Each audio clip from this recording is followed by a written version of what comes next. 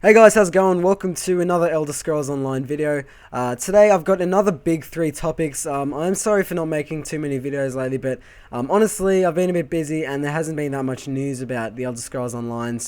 But today, I wanted to bring three pretty big topics. A lot of this video is going to be more discussion rather than actual sort of news and information. But nonetheless, hopefully you guys can pitch in the comments section and just let me quickly mention. Let you guys know that I have a playlist down below with all my Elder Scrolls videos. There's a lot of ones where, you'll learn a lot about the game and stuff like that if you're not sure about the game. So, yeah, be sure to check that out. So, today I wanted to talk about classes, questing, and potential expansions in the future.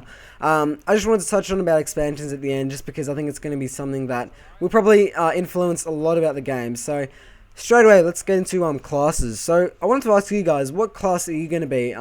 There's 4 classes that have been confirmed so far. Yeah, I just wanted to know what you guys are going to be, just for curiosity, see if if there's any classes that are going to be favored over any others. I'm probably going to be a Templar or a Dragon Knight. But anyway, there's 4 classes. So there's the Dragon Knight, which is sort of like your bit of a warrior, but it can also play as a sort of tank. I mean, any class can really play as a tank, technically. Templar, which is like a paladin. Sorcerer, which is obviously sort of like a mage, like a caster. And a Nightblade, which is sort of like an assassin, which has sort of a few magical abilities as well. So, those are the 4 classes that have been confirmed so far.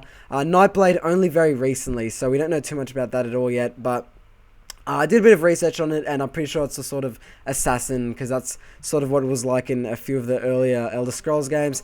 So yeah, there's only 4 that have been confirmed at the moment, and a lot of you guys might be a bit like, that's not many, but there is so much variety. So what I mean by this is, your sorcerer could easily, wear heavy armor and have a 2-handed sword and could play as like a warrior. So they've really got classes just as a sort of default template nearly, which you can really customize to however you want to play.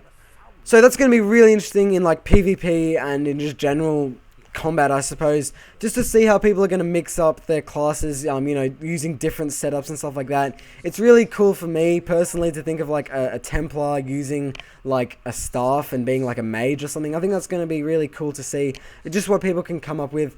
And then there's this sort of synergy. The synergy is like this thing where you can essentially combine the different classes' spells and skills and make them into like one big awesome one. So for example, say a sorcerer was to put down like a fire storm or some random thing, that's just an example, and then maybe a Nightblade, which is like an assassin, starts attacking in it. He might start attacking with like fire coming out or something like that. That's just a random example. That's probably a little bit, that's probably not going to exactly be like that, but it's similar to that. It's sort of like what we've seen in Guild Wars 2 if you guys have played that. So that's going to be a really cool sort of thing to use your teammates to actually help each other in combat. Now, I'll just quickly mention, I know this is completely off topic, but enemies will also use synergy, so they'll also try and gang up on you, which I might get into in another video. But anyway, let's get on to classes once again. So, yeah, it doesn't matter what class you choose, because you can use all weapons and all armor types. So basically, there's no restrictions. So, as I said before, a sorcerer could easily use like heavy armor and like two-handed swords, or sorry, one two-handed sword, obviously. But yeah, so like you can really mix it up and do a lot of different things to make your class unique and its own little sort of way. Now there is, I guess, the sort of the Trinity, as people would call it, which is sort of like the tank, the DPS, and the healer. But the way it works is really different. So you can basically do any dungeon in the game with any classes that you want. So say you have 4 Templars or 4 sorcerers, you can still do the dungeon as easily as you would be able to do it with 4 different classes.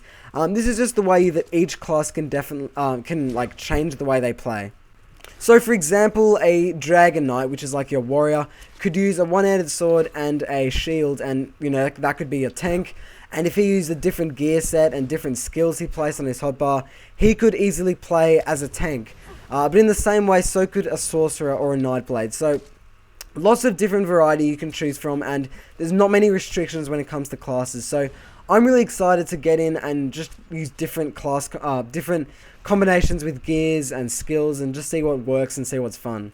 So, to round that up, even though there's only 4 classes in the game, you can really do a lot with those 4. So, anyway, let's go into questing. So, questing begins as at least at early levels, because we haven't actually seen any like higher level information being released, but at least at early level, questing begins with like a character talking to you on screen, like in Skyrim. So there'll be like a mini sort of cutscene, which isn't really a cutscene because you can still see players running around in the background, but basically you're locked into this sort of conversation. You can obviously exit out of it, but you can exit out of it, but you're like in a conversation with this guy, a little bit of a cutscene, and he's talking to you on the screen.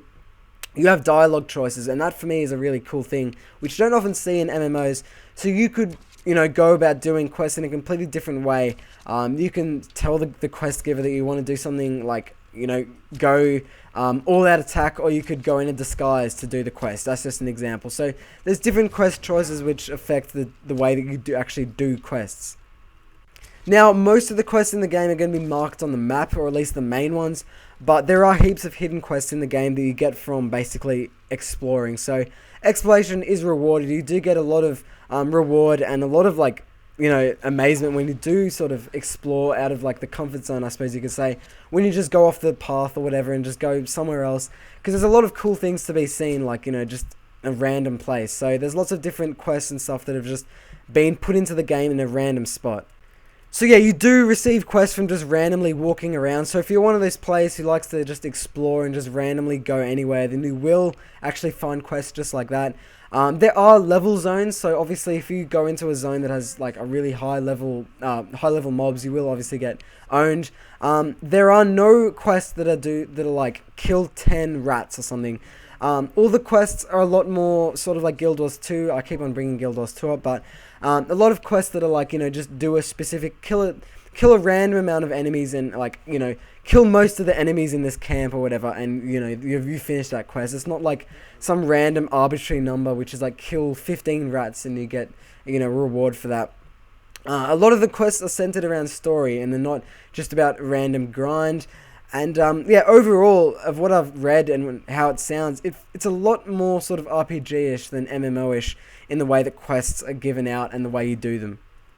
So yeah, to sum it up, questing is a lot more sort of open-worldy and really fits into any sort of player. Any player could enjoy the way quests work in this game, because not only is it tailored to players who are very linear and have to follow a direct route, but also for those people that like to explore, it's going to be really easy to get quests like that.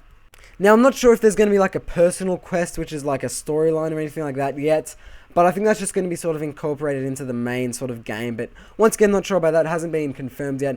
But yes, let's go into our last topic and let's just quickly talk about expansions. So the thing that makes me really want to talk about this is because a lot of content is actually locked at release, which is specifically for future expansions. So a lot of the world, when you first get into the game, will be locked, and that's basically for future expansions. And for me, that's really exciting, because that means that hopefully we won't have a monthly subscription, but still that's not confirmed yet. But there's a lot of cool things they could do with expansions, like obviously they could add more into the world, they could give us a higher level cap, more dungeons. I'm pretty sure there's only 26 at release, which isn't, I guess, that many, but I guess it'll be enough to start with. And obviously new races and new classes and all that sort of stuff. So let me know what you guys think of the 3 topics I covered in today's video. If you enjoyed this video, then check out some of the other ones I've made. And yeah, thanks for watching, guys, and I'll see you guys later.